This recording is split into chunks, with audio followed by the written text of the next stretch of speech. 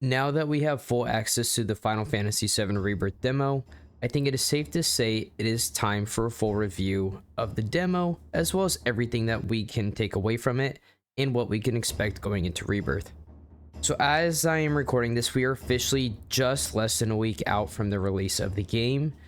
The reviews for the game have been coming out from Metacritic, and lo and behold, to what I think should be no surprise, Final Fantasy VII Rebirth looks incredible.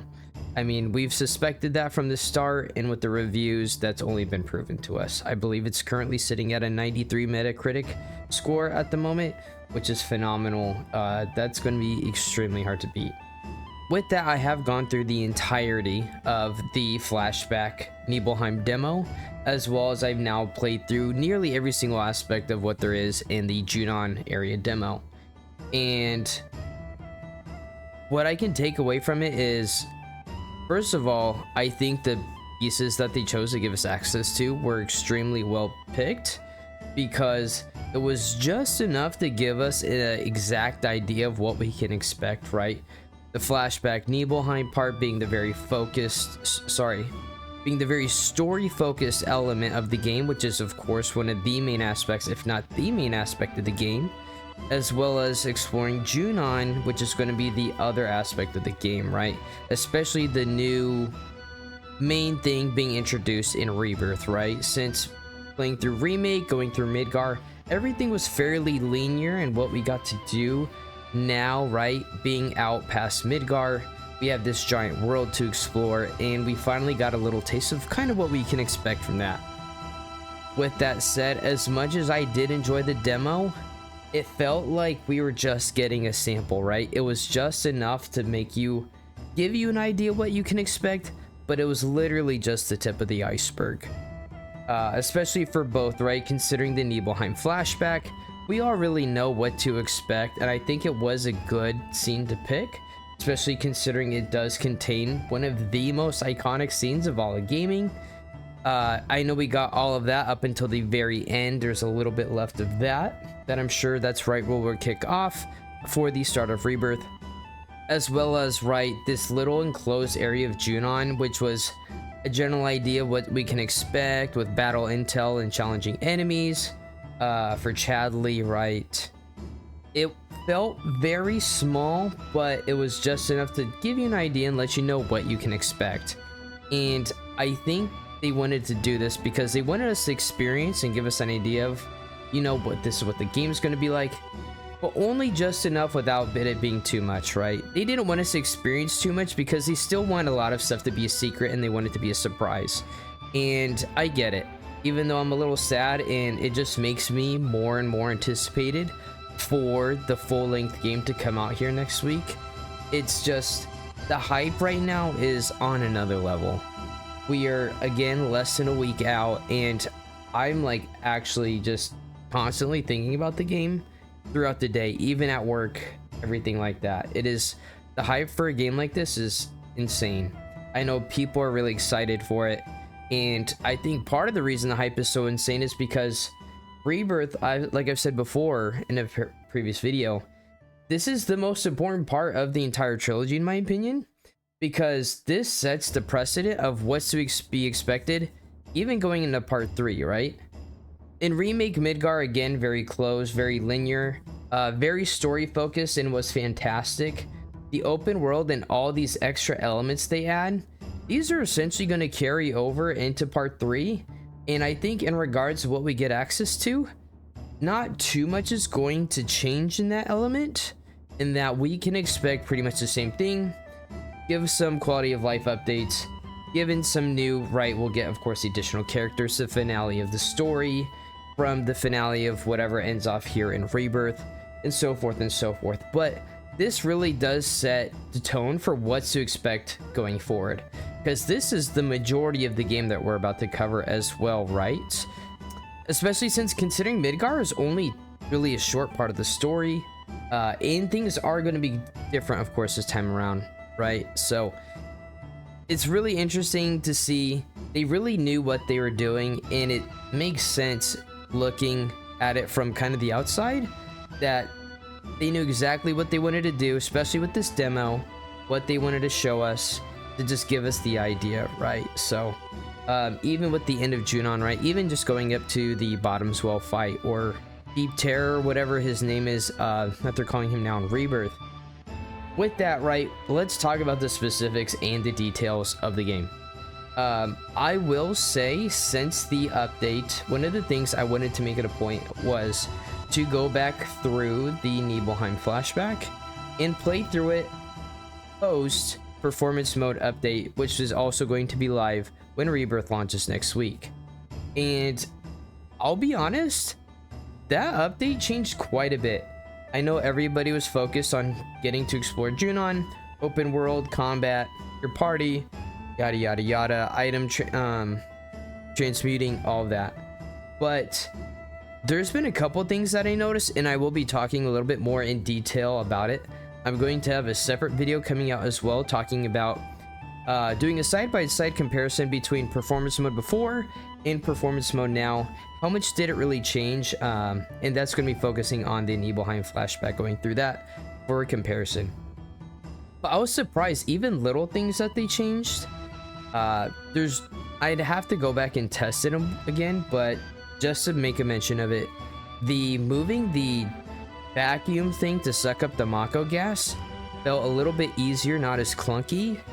And the dreaded valve turning the valve, it really just is a loading screen for it to buffer and load what's going to happen after that. They actually made that quicker, so by holding down the triggers, it actually goes faster, which was really nice. Because I'll be honest, I hate things like that. It's obvious what they're doing, I get it, but being able to at least improve that a little bit is really nice as well. I'm going to go back just to confirm that it was faster going through it, but I'm almost certain that it was. The quality of life updates that we're getting already is really nice, so I am really happy to see that. With that, right, let's talk specifics. The combat feels really, really crispy. Granted, in the Nibelheim flashback, it is extremely limited, but even playing as Sephiroth, which I'm assuming this is probably going to be the only bit where you play as Sephiroth, pending anything crazy later on in the game. But for how little you get to play as him, his kit feels incredibly good and incredibly strong. He feels like this war hero super soldier that he is, and how strong he is, right, in comparison to Cloud. It was all extremely well done and fleshed out, right? Essentially, as soon as you unlock him, you're almost forced to play as him, and playing as him did feel good.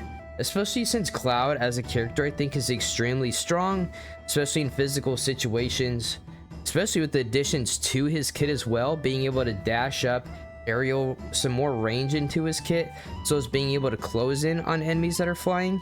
That really just eliminates the weaknesses that he had in Remake and makes him even stronger. So seeing that was incredible, on top of the fact that with his improvements, Sephiroth just even feels like he's on another level.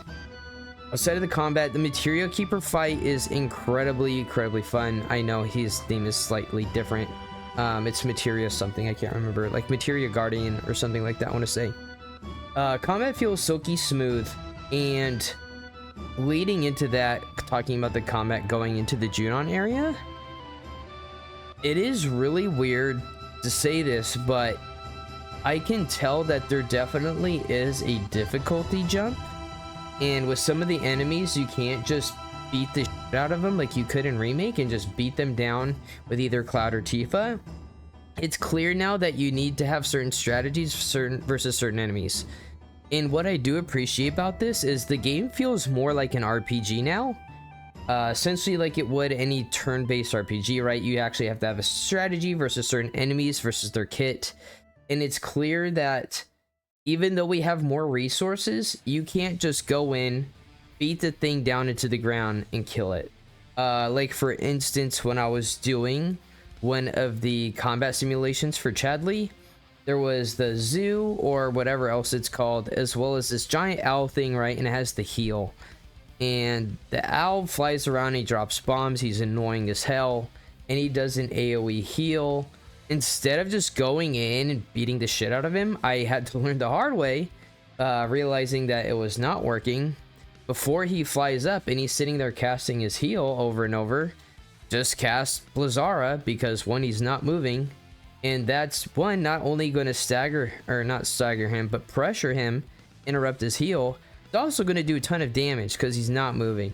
And I just sat there after I did it and I realized, like, wow, I could have made this fight so much easier had I just actually tried to strategize to kill this thing, rather than just sitting there trying to just rush at him while he's pushing me away using this heal. If you've gone through the fight, you'll understand exactly what I'm talking about. And the same thing with other enemies. I realized that this game is going to require you to adapt and to come up with different strategies rather than just one playstyle fits all. And as somebody who enjoys or appreciates games that are harder, I actually look forward to this. At the time, I was annoyed, and then when I took a step back after completing the Junon demo, I was like, you know what? This is a good thing. And it makes sense too, right? Because for the people that have had early access to the game, that have played through the demos, that was at various events, for promotional series, things like that, one of the things that we've heard from various people and content creators is that the game is harder. It is harder than it was in Remake. And I can see that now, even with just a little bit that we've gotten, and that makes me excited. Especially with the addition that we're going to be getting of 3 new characters that we can play as this time around, with Red, with Kate Sith, as well as Yuffie, who is technically, you could play her in Intergrade, but playing her in a team setting is going to be different this time around, right? So I will say using the synergy skills feels incredibly strong, and it gives you reason to want to build up towards that, because when I use them, it essentially feels like a miniature limit breaker. So it is incredibly good to want to build up those pips so you can use your synergy skills on top of your limit break, and then make sure that you're utilizing those, especially for bosses, when you can hopefully build up that stagger so you can really capitalize on the amount of damage that you can do. Pending there's a damage gate, right? I believe there is for Bottoms. Well, when I fought him, I believe there, I know for a fact there is on the Materia Guardian also. But I can see how the wheels are turning and how it is evolved in that aspect of the combat as well. And I'm really excited for it, especially with the addition of the characters that we had in Remake, that being Cloud, Tifa, Aerith, and Barret. Now having an additional ability added on to the additional, their 3 signature abilities that they had in Remake. So like Barret, he still has not Focus Shot, or I think it is Focus Shot, Maximum Fury, and think Steel Skin. He now also has another ability where he can essentially buff his ammunition, and his ammunition that he fires with his normal attack will then increase the pressure gauge as well, which is really cool seeing stuff like that. Cloud now has Firebolt Blade, which is interesting as well, adding more of an elemental attack into his kit. For anything that I imagine later on in the game that might be immune to physical damage, now you have that as well, to help counterbalance that. I can't remember what Tifa had, but it's cool to see that there's these various additions being added on. And despite the fact that we will be getting more tools here in Rebirth, in order to really master combat, you're going to have to utilize everything that we have given access to us. With that, let's talk a little bit about the story. The story, right, granted what we've had is very little. With the Nibelheim flashback, everything's really is as expected. Nothing is really different in that regards compared to the original. I will say, playing through it the first few times before the update, I felt like my immersion was a little bit ruined at the very end, towards the final scene of the demo. Just due to the fact that some of the stuff was weird. Crawling at the end just felt sluggish. I'm not sure if that's as slow as it was, but I felt like you're sitting there crawling extremely slowly, and then Sephiroth and the villagers are just kind of standing there, which, this is my opinion, did ruin it a little bit for me, as well as the guy who comes through the door. As soon as he does that, he just kind of stands there, and he stands there for a while before he finally just goes down to his like knees. And it's little things like that where it's just kind of like, this is weird. That's, again, this is my personal take, and this is only a very, very small segment of the game, so I'm hoping that things like this won't be in the game later on. They've kind of fleshed out. Time will tell, right, as soon as we get our hands on the full game. In regards to the cutscenes in Junon and through that, everything seemed totally fine. I like the slight twist of how Yuffie, I'm assuming, is going to be introduced to the team with the fight there. We've kind of known that from various trailers, and again, playing through this demo, other people have already had access to it and have posted gameplay of it, so none of this is really new or anything unexpected. But the fight looks good. I like the little how all that's worked in, especially with under Junon area as well. So getting to hear the characters, how they mesh together, really just reinforces how well thought out all these characters are. The voice acting, everything really brings it together to show the amount of detail and how fleshed out the Final Fantasy VII world is. And from my understanding here from the initial reviews that we are getting today, that is just as strong, if not even stronger, than it was in Remake. So that I am truly excited for as well. Overall, demo was good. Again, I think the worst part about it is that it's just a little taste test, and it's just a tease for what is to come and what we can expect. So it just leaves you kind of wanting more, and it just kind of left me unsatisfied because I know that there's just so much more to get into, especially when the first playthrough for people is taking 80+ hours to get through the main story. And for me, it's probably going to take longer than that because I am a completionist, and I will be doing pretty much everything I can. Maybe coming back to some fights that are harder, right? I know, like, for instance, Max talked about when he got to fight the Zalem. I forget what the name of that is now. Again, some of the names have been changed. The same thing happened in Remake as well. That the fight is not easy, and so I'd imagine you probably do have to beat the Zalem for the sake of the story, but I guess we'll see. I can't say that definitively. Don't know, but certain fights like that, or optional fights maybe for Chadley, as soon as you complete all your intel, maybe you get even a stronger boss that might be difficult. Thankfully, with the way this game is made, they've confirmed that you can go back at any time, which is fantastic, especially if you want some material or item that you might get in order from completing that fight. So overall, demo was fun, just short, right? And I think that's to be expected because they didn't want to reveal too much, and I honestly respect that, especially with this giant finale that's going to be happening, and we know that something different is going to be happening as well. So that's pretty much it for me. I don't really have a number to rate the demo, especially considering the Nibelheim demo is an hour. I think Junon, just running around collecting over and over, took maybe an hour and a half, 2 hours, just because I was constantly running around. Speaking of that, I will say it was nice to talk about, or it was nice to see that collecting items is very easily done. The items that, or the materials that you need in order to create items, can be farmed, so you don't have to worry about, like, do I have to load out, load back in. It seemed like maybe after a few minutes certain things would just respawn and you can just run over them again. So I'd imagine when the game comes out, people are going to start making farming routes for items and things like that, just to maximize min-max collecting materials, help save you time. I can totally see that happening because it felt like you could practically do a circle to get things up as well. So that's going to be it, guys. I cannot wait. We are less than a week out from the game, and this is probably going to be, in my opinion, I don't know what could beat it, but most likely the game of the year or one of the runners for it. So that much I think we already know, especially with the reviews that it's getting. So it's going to be fantastic.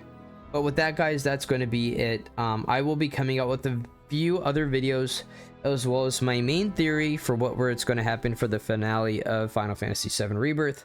The comparison, showing old performance mode compared to new performance mode, what we can expect from that, as well as some other stuff as well. So that is going to be it, guys. Thank you so much. If you like the content, please thumbs up the video. Consider even subscribing to the channel. I would greatly appreciate it. And I will see you guys in the next one. Until then, Peace and deuces. See ya.